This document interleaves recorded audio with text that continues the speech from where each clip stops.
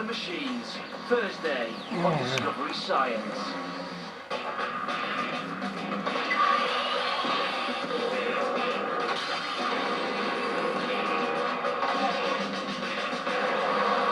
Simple ideas, ingenious ideas, million-dollar ideas, game-changing ideas, and ideas so crazy it might just work. This is a brain-controlled helicopter.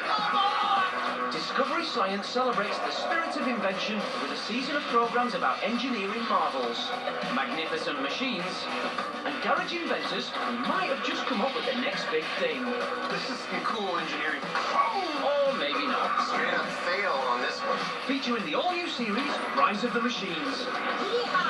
And brand new, Invent It Rich. We can make this a multi-million-dollar situation. For inventions, contraptions, and feats of engineering, watch Makers Month.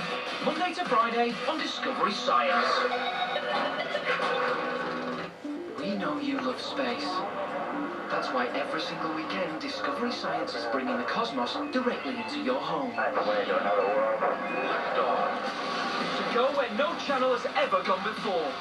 One of the most important discoveries of all time. With a constellation of the most impressive galactic programs ever born. Beam me up, Scotty. You don't even have to leave your home. Spaced Out Weekends, Sunday on Discovery Science.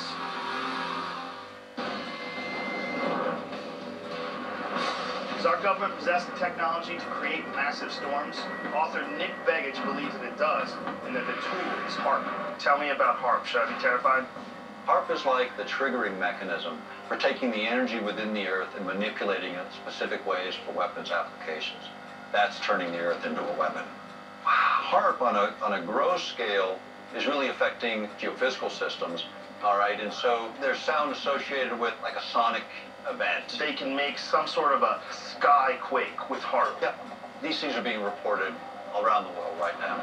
Imagine a beautiful day. You're staring up at the sky, and then all of a sudden you hear what sounds like the end of the world. The fact is, we do need to have a debate about how HARP is used and what are the applications.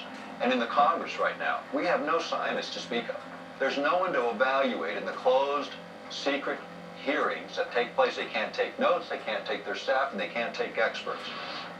It's like putting kindergartners in a college setting and expecting them to figure it out. We've got the wrong people making very important decisions that affect all of us on this planet. Wow, that is a huge, huge, huge statement. It almost seems like a piece of momentum or something with momentum that's impossible to slow down. It is an issue to be concerned about, and bureaucracies are running the show. That guy freaked me out. So we're going to sit down and do a podcast with my buddy Duncan Trussell. Explore the idea of weaponized weather. Check. We good? Check. Tell me we're ready. Anytime. This episode of the Joe Rogan Experience podcast is all about weather modification and HARP.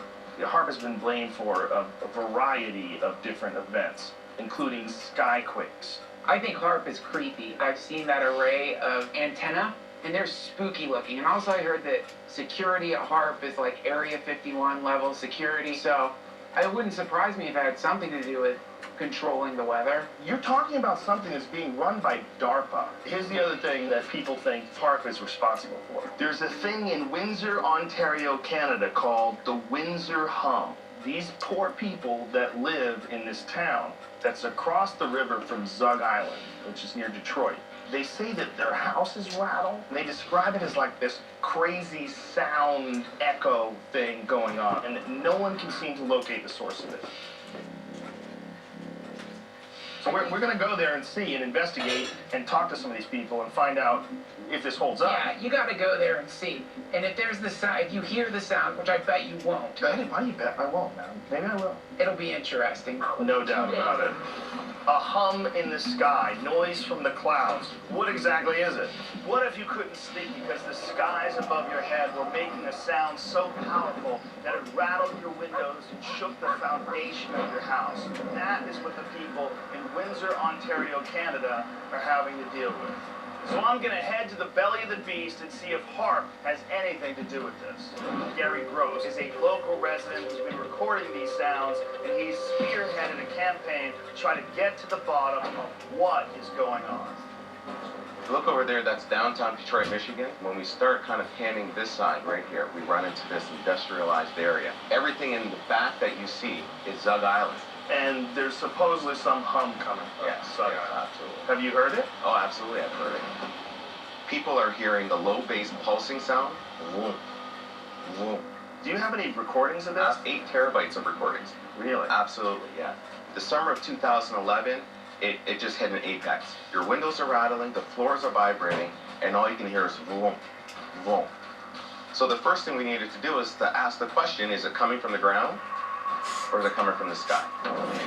Natural Resources Canada came in, they set up 3 seismometers, and through triangulation, what they found was that it was coming from the vicinity of Zug Island. Things got so bad with the Windsor hum that the Canadian government sent in their earthquake squad to see if that was the cause of the hum or if the hum was actually causing earthquakes. What we wanted to know is if we could find out if HARP had anything to do with it. That's got to be our #1 spot to at least start to examine. People must be protesting and... Absolutely.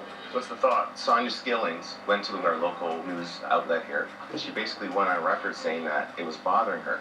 When I realized that someone else was experiencing the exact same thing I was, I started getting into the social media, and then I started asking people who else was affected. 1,300 people later, we don't know what they're doing that is making the noise. If 1,300 people are reaching out for answers because of this noise, they must be experiencing something. And if Sonia Skillings was the first person to go on record about the Windsor hum, I've got to talk to her. Hi, Sonia. Joe. Nice to meet you. Hopefully, she can provide some insight. What does it sound like, if you could describe it? It's different than just a background noise. It's that actual... What's really strange is it's hard to define whether or not you're hearing it or feeling it. It's very annoying, it's very loud, and no one has an answer for it. And so are your neighbors experiencing all the exact same effects? For sure. We called police services, we called fire services. No one knew what it was. That's why it's such a mystery. Yeah.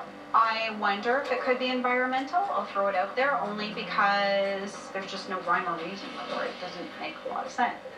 Have you heard anybody say that it's HARP? You never know. I wonder. If HARP is creating the sounds that Sonia Skillings is talking about, I don't want to leave Windsor with only Gary Gross's recordings. I want to hear this thing for myself. So we're going to head to Zug Island and see what we can find. Now, Tom may know these waters and how to get to Zug Island, but Bill Pizzoli, another local resident, is coming along for the ride. Have you heard the hum? All the time. What is it like? It's like that whoom, whoom, whoom. Everybody describes the same thing. They say whoom, whoom, whoom. Yeah, it is a pulsating sound. How often does it happen? Usually 3-4 nights a week. But it's definitely coming from Zug Island. That's what my beliefs are. I mean, Everybody says that. if you were to say, oh, it's really noisy, let's go right to the source of it. It kind of has that tsunami effect. The sound builds as it grows. That's got to be very, very annoying. It is. I mean, some people that we've talked to have been in tears because of it. And no one's doing anything about it. Well, the government claims to be doing things about it. They have some studies going on. I don't know. Everybody's pointing the fingers. Well, it's their responsibility. I guess Zug Island is innocent until proven guilty, right?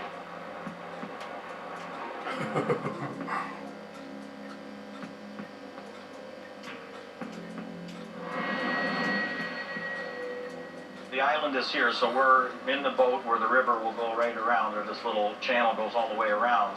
On the other side, where the mainland, there's like a little bridge. So my wife and I came just to kind of see how loud things were here. And then there was a security vehicle, and they escorted us down the street. Oh. Captain Tom, can you get the bridge up so we can go down the channel? It war. Thanks, sir. I'm actually very surprised that they allow us to go through. Why's that? Yeah, I think they have a few things to hide. You hear the flames? That sounds loud. This has obviously got to be a high security area. There's people in towers that are watching our action here. Whatever they're doing, it's making me feel uncomfortable. Whatever they're doing, it's not good.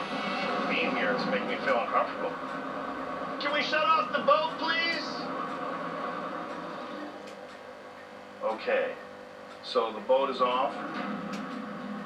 And Frank here, our sound guy, is gonna see if he can hear the hum.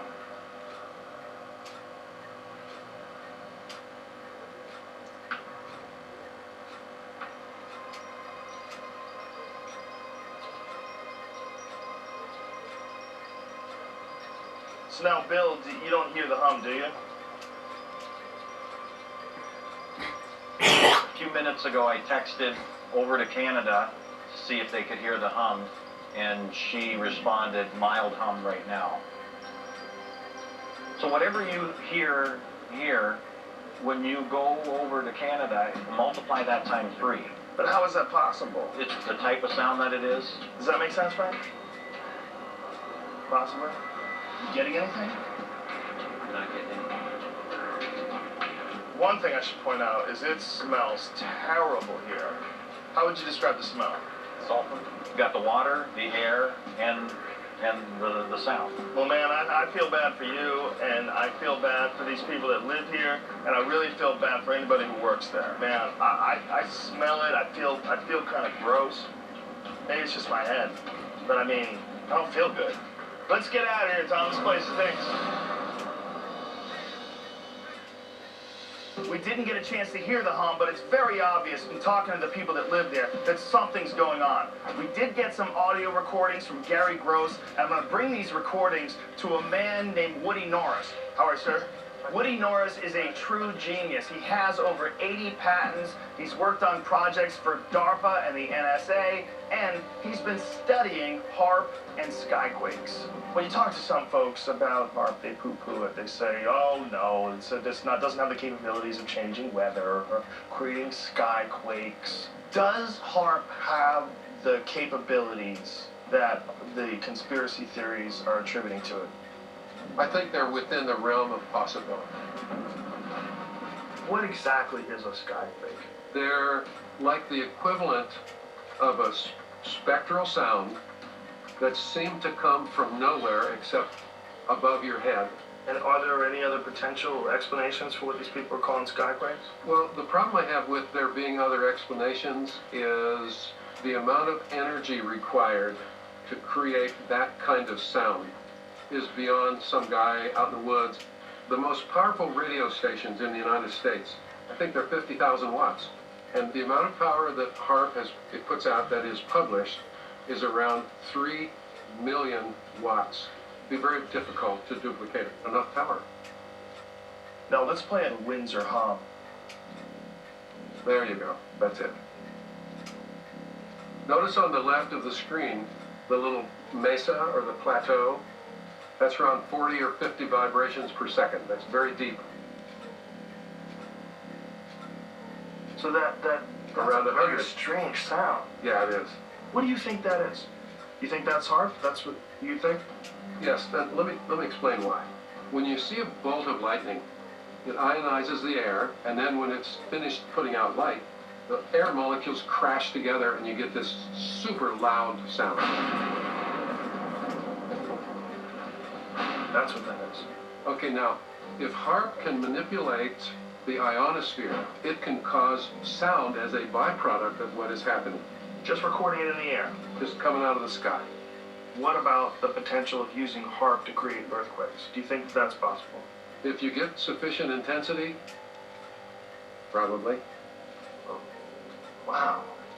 So to generate that kind of sound and to have it come from the sky, you know of no other method? No. I need to know if it's true now. Now we've created a huge problem. I need to know if this is true. I question everything, but I keep an open mind.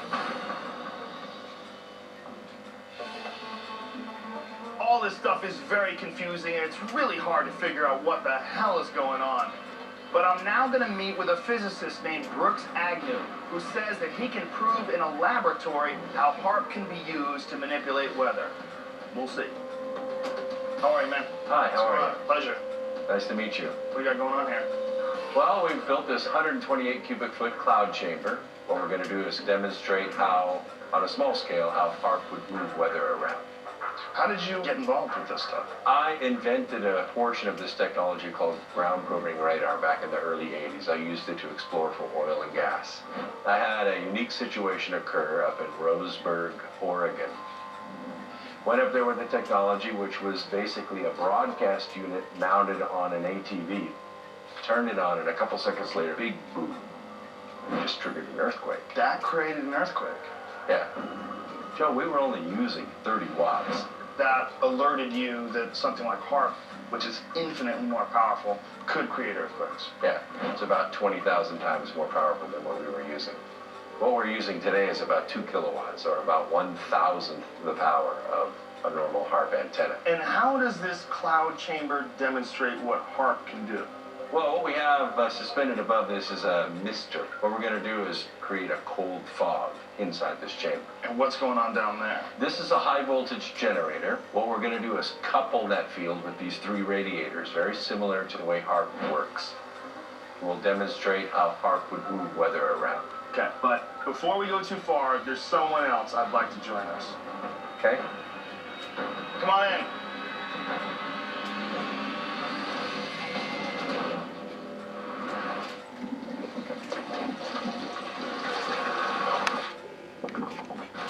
This is something that the world has never seen before. This is a brain-controlled helicopter.